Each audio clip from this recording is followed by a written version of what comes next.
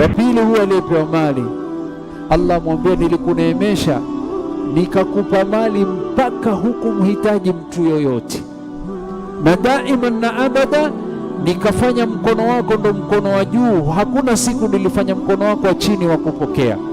Ulinishukuru vipi?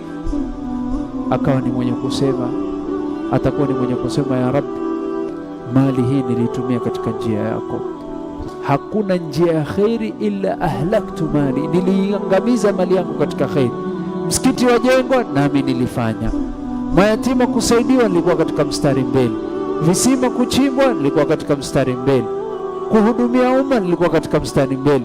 Hakuna njia ya khairi ambayo habari iliyonifikia kwamba njia hii ni ya khairi illa mali yangu niliitumia katika njia hiyo.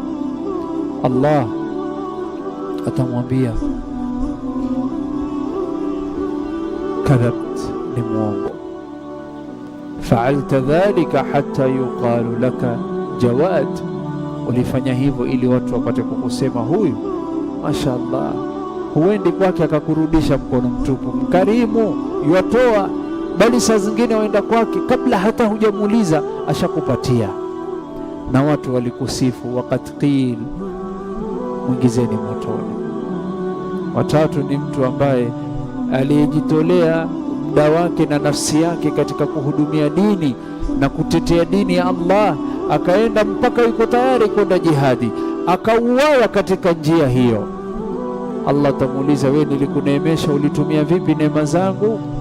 Akasema, ya Rabbi, nilikushukuru kwa kutoa muda wangu na nafsi yangu katika njia yako mpaka mauti ikanifikia nikauawa katika njia yako, kusimama na kutetea dini yako.